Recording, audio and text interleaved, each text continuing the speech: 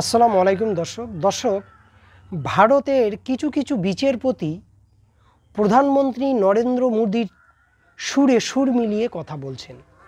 একটা বিষয় যদি আমি উল্লেখ করি তাহলে মোটামুটি আপনাদের কাছে বিষয়টা স্পষ্ট হবে। কয়েকদিন আগে কলকাতা হাইকোর্টে অমৃতা সিনহার বেঞ্চে একজন উকিল সাহেব একটি মামলা শুনানি করছেন। মামলার বিষয়টি হচ্ছে যে মুর্শিদাবাদের বাংলাদেশ সীমান্তবর্তী এলাকার কয়েকটি গ্রামের জনগণের উপর বিএসএফ জওয়ানরা সামান্য অজুহাতে বা অজুহাত ছাড়াই বিভিন্নভাবে জুলুম নির্যাতন করছে।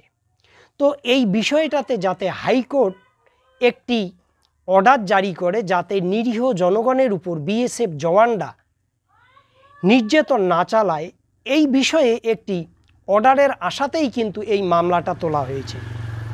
তো দর্শক, যখন এই মামলাটা শুনানি চলছিল তখন অমৃতা সিনহা ওই উকিলের কাছ থেকে জানতে চান যে যাদের উপর বিএসএফ জওয়ানরা এই ধরনের ঘটনা ঘটাচ্ছে তারা আদতে ভারতের নাগরিক কি না। তখন উকিল সাহেব খুব স্পষ্ট করে বলেন যে যাদের উপর বিএসএফ জওয়ানরা এই ধরনের ঘটনা ঘটাচ্ছে তারা ভারতীয় জনগণ, তাদের কাছে আধার কার্ড আছে। তো এই আধার কার্ডের কথা শুনেই এই বিচারপতি তিনি বিস্ময় প্রকাশ করেন এবং তিনি বলেন আধার কার্ড তো জাল হয়। তার মানে তিনি সন্দেহ প্রকাশ করছেন যে যারা বা যাদের উপর এই অন্যায় অত্যাচার করছে বিএসএফ জওয়ানরা তারা হয়তো বা বাংলাদেশি। এবং তিনি এখানে আরও একটি মন্তব্য করেন যে বাইরের লোক দিয়ে ভারতবর্ষ ভর্তি হয়ে যাচ্ছে, সুতরাং বিএসএফ হয়তো যাদের উপর এই জুলুম নির্যাতন চালাচ্ছে তারা হয়তো ভারতীয় নাগরিক না। তো দর্শক, এই যে বাইরের লোক দিয়ে ভারতবর্ষ ভর্তি হয়ে যাচ্ছে, বাইরের মানুষকে আর জায়গা দেওয়া যাবে না, এটা থেকে মোটামুটি তিনি স্পষ্ট করেছেন যে যাদের উপর বিএসএফ জওয়ানরা এই ঘটনা ঘটাচ্ছে তারা সম্ভবত ভারতের নাগরিক না। কিন্তু দর্শক, বিষয় হচ্ছে একজন বিচারক বিচার কার্য পরিচালনা করেন তথ্য প্রমাণের ভিত্তিতে, অর্থাৎ তিনি তথ্য প্রমাণ হাতে নেবেন, তার উপরে তিনি বিচার প্রক্রিয়া পরিচালনা করবেন। এখানে তার উচিত ছিল যে তদন্ত করা, যেখানে এই ঘটনাটা ঘটছে সেখানকার স্থানীয় প্রশাসন এবং পুলিশকে অর্ডার দেওয়া যে যাদের উপর বিএসএফ এই ধরনের ঘটনা ঘটাচ্ছে তারা আদতে ভারতের নাগরিক কি না এবং তাদের কাছে যে আধার কার্ড আছে সেটা নকল না আসল।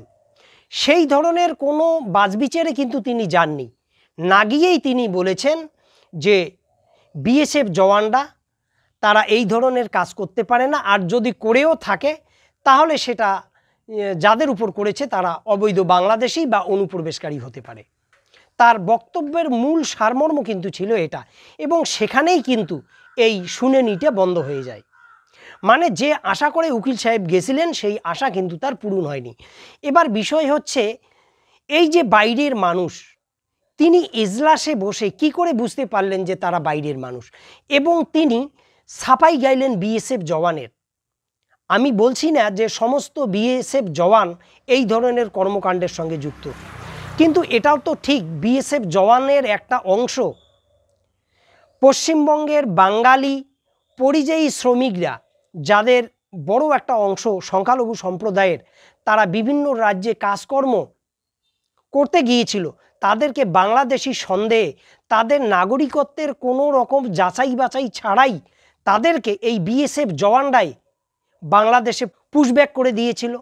পরবর্তীকালে পশ্চিমবঙ্গের চাপে এবং বাংলাদেশের বিজিবির চাপে তাদেরকে আবার ভারতবর্ষে ফিরিয়ে নিয়ে এসছে।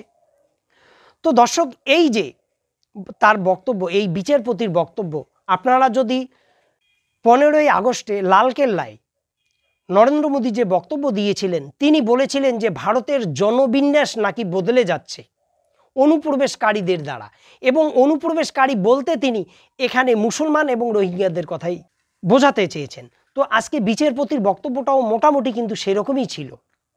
তো দর্শক, বিচার বিভাগের মধ্যেও যে দলীয়করণ হচ্ছে তার এগুলো স্পষ্ট নমুনা। কিন্তু এর আগে আপনারা দেখেছেন অভিজিৎ গাঙ্গুলিকে, তিনি বিচার প্রক্রিয়া এমনভাবে পরিচালনা করতেন মনে হতো তিনি বোধহয় সবচেয়ে বেশি নিরপেক্ষ একজন বিচারপতি, কিন্তু পরবর্তীকালে দেখা গেল যে তিনি আদতে এই বিচারপতির চেয়ারে বসেও ভিতরে ভিতরে তিনি বিজেপির আদর্শকে লালন করেছিলেন এবং পরবর্তীকালে লোকসভার আগে আগে তিনি বিজেপিতে লোকসভার ক্যান্ডিডেট হবেন বলে তিনি স্বেচ্ছায় অবসর গ্রহণ করলেন এবং তিনি বিজেপির সাংসদ হলেন।